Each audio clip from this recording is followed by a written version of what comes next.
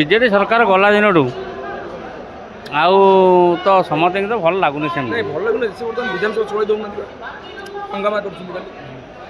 କିଛି ଗୋଟେ ବିଚାର ବିମର୍ଶ ହେଲେ ତା ଉପରେ ଯେ ଜନସାଧାରଣ ସବୁ ଲୋକ ଯଦି ଏକଜୁଟ ହେବେ ଲୋକଙ୍କ କଥା କହୁନି ବର୍ତ୍ତମାନ ବିଧାନସଭାକୁ ବିଜେଡ଼ିର ଯେଉଁ ନେତାମାନେ ଚଲେଇ ଦେଉଛନ୍ତି ଯାହାଫଳରେ କି କିଛି ନୂଆ କାହାଣୀ ନୂଆ କଥା ଘଟୁନାହିଁ।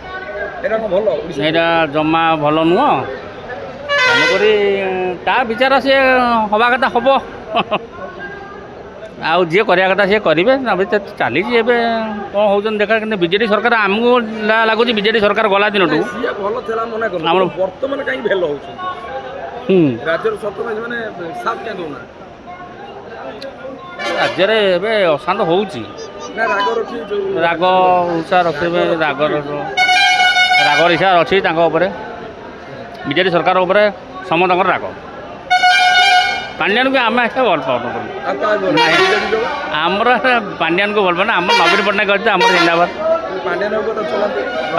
ପାଣ୍ଡିଆନ ଆମର ଆସିଲେ ବୋଲି ଆଜି ବିଜେଡ଼ି ହାରିଲା। ସମସ୍ତେ କହୁଛନ୍ତି ଆଜି ପାଣ୍ଡିଆନ ଆସିଲା ବୋଲି ବିଜେଡ଼ି ହାରିଲା। ତେଣୁକରି ପାଣ୍ଡିଆନଟା ଆସିବାର ନଥିଲା। ଆଉ ଏବେ ମୋହନ ମାଝୀ ଯେଉଁ ଆସିଛନ୍ତି ନାଇଁ ଭଲ ନାହିଁ।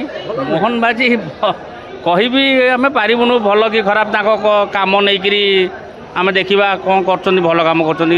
ଯେମିତି ଆମର ଅଇକା ନବୀନ ପଟ୍ଟନାୟକ 25 ବର୍ଷ ରହିଲେ, ସେ ତାଙ୍କର ଯେତିକି କାମ କରିଛନ୍ତି ସେ କରିକି ଦେଖେଇଛନ୍ତି।